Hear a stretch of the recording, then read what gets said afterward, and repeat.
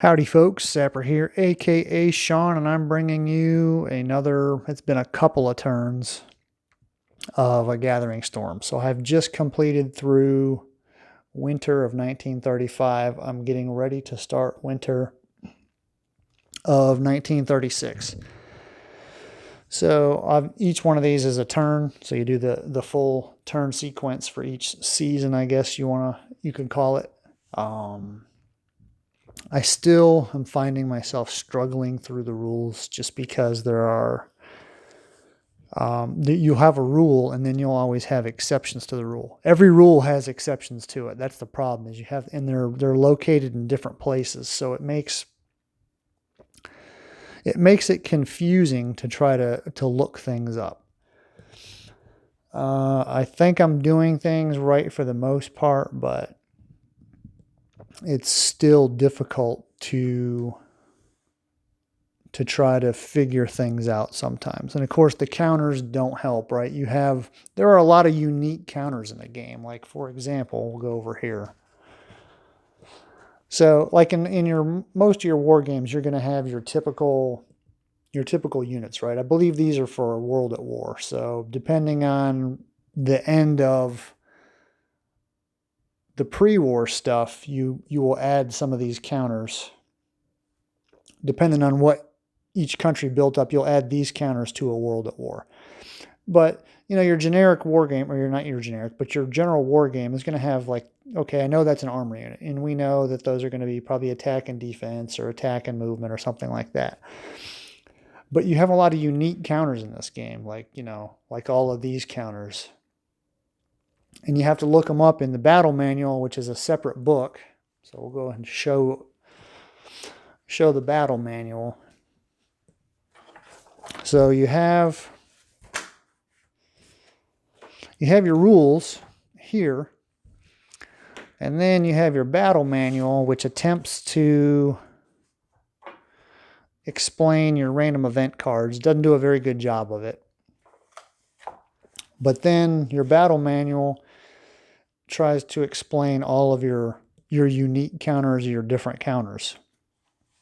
Why they didn't include this in this. And I'll give you a good example of what I'm talking about.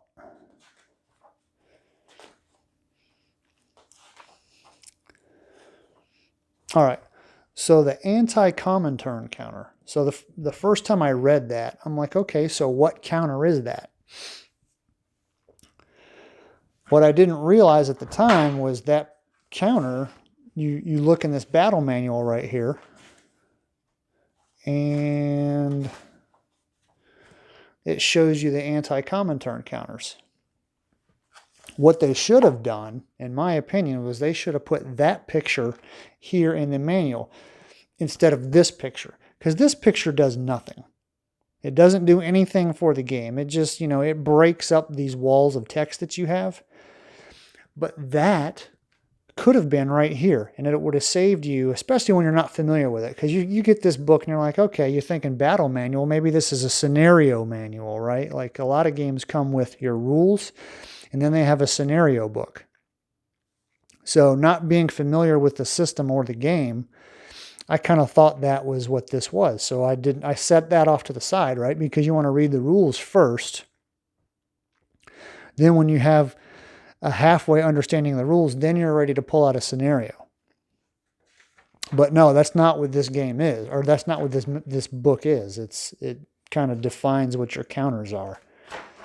They easily could have put these in here, and they could have eliminated all these dumb pictures here.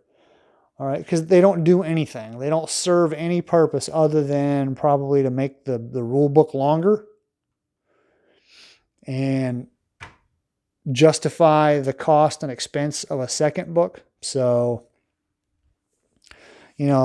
that's just one more thing that's just kind of agitating about the game. Am I going to make it through this and Storm Over Asia and World at War? Oof, it's not looking good for the home team right now, I can tell you that.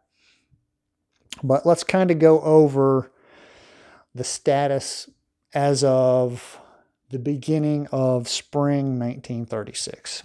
All right, so you can see that we've had some mobilizations on both sides. So we've got some Russian mobilizations, we've got some German mobilizations, and we have some British mobilizations.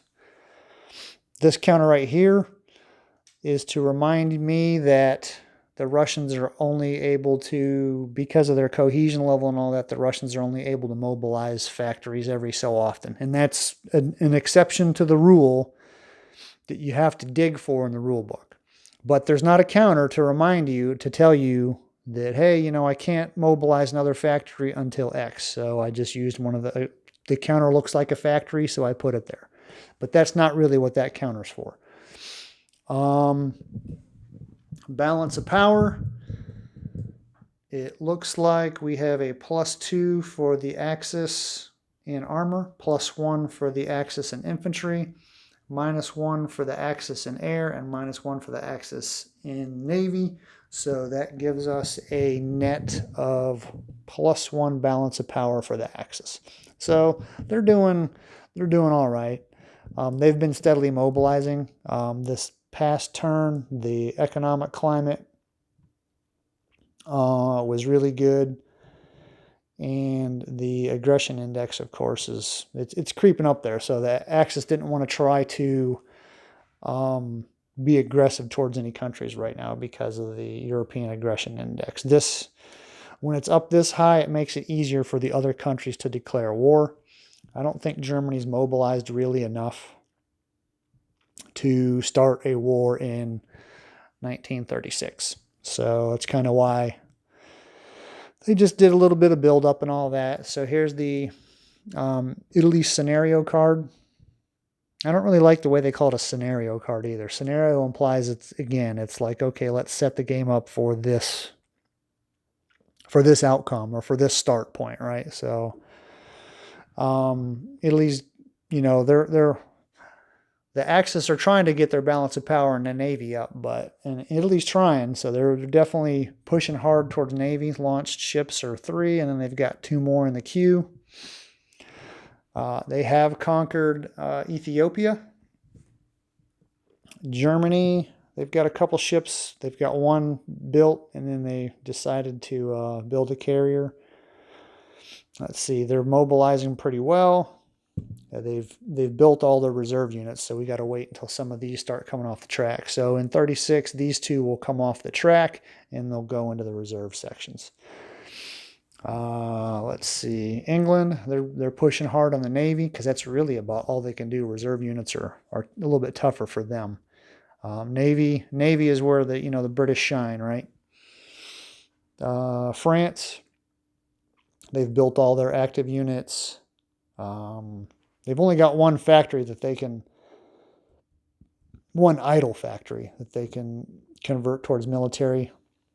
It costs a lot to convert a factory, so they've been kind of focusing on a Navy. And then the Russians, this card is still kind of extremely confusing as opposed to when it comes to what units are active. This is the garrison. That completely confusing. I still don't understand the garrison yet. And then what do we have going on in Europe? Let's see here. Let's start here. So England's got a trade agreement with Ireland. They've started to conduct diplomatic relations with Norway. Nothing else is going on with the Scandinavian countries. Spain had a trade agreement. Did they have a trade agreement? No, I don't. Or France. I don't think France had a trade agreement, but they're working towards one. Down here, it's looking like the Italians and the British, they're kind of fighting a little bit over Albania. Diplomatic-wise, they're not actually fighting. Hungary, looks like Italy has is it Italy that has a trade agreement? No, it is Germany. Sometimes when you have multiple Axis countries, I believe the trade agreement goes to the guy with the most flags in it. So Germany also has a trade agreement with Austria. They've captured the Rhineland. Czechoslovakia right now is still has diplomatic ties with France, and you can see that diplomatic-wise, the Germans and the French were kind of vying for diplomatic control of Czechoslovakia. Germany wants Czechoslovakia. Oh, you know what I didn't do? I need to add a flag there. So I think I can do that. I'm pretty sure I can do that. Poland has some kind of weird, strange rules. We also see Axis diplomacy in Romania. The Brits are getting involved in Bulgaria. We're trying to, Italy, so Germany is only allowed to perform aggressions against certain countries. And Italy is only allowed to perform aggressions against certain countries. And basically, Italy is kind of the Balkans, right? They're only allowed really to do stuff in the Balkans. And, of course, Ethiopia, which Italy successfully invaded. So that's kind of why Britain's getting involved in Bulgaria, in the Balkans a little bit, because they know that Italy is only allowed to conquer these countries. And then, of course, we have our activity charts. Looks like the Germans spent a little bit on units and a ship. Italy was the same way. Britain built 2 ships and some aircraft. France, infantry and a ship. And then the Russians, an armor and an infantry. So there you have it. I mean, if it sounds confusing to you, then it probably is, because some of this is still, I don't know, maybe by the time I get to the end, it will make some sense, but the rules definitely do not make it easy. And let me point out one more. I probably ought to save each one of these, so I don't have to do all my rants in one video, but I'm sure I'm going to find something else. Where was the one that really, really was just like, I have no idea what I'm doing? Here we go. So under mobilizations, Britain, units. So a mobilization is when you turn an idle factory or a civilian factory, when you move it down to military. That's when you mobilize. So here it says Britain's first, let me see here.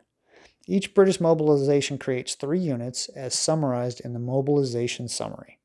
Britain's first 5 mobilizations. So the first 5 times you convert a factory to military. In its 3rd to 7th mobilization, Britain may create 1 armor unit, a shipbuilding increase, or air unit plus 2 air units. And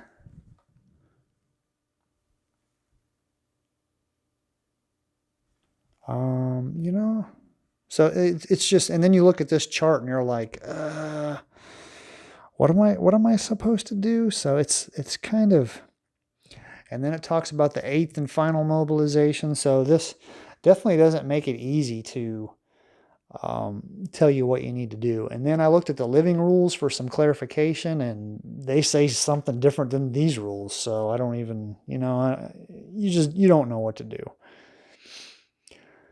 So anyway, if anybody's got any comments on, hey, you're doing this right or you're doing this wrong, that would be great. Although because I'm not going step by step as I play it, you're really not going to know where I went wrong. But it'll be interesting to see how this goes, I guess. But thanks for watching, and stay tuned for more struggling with Gathering Storm. Thank you.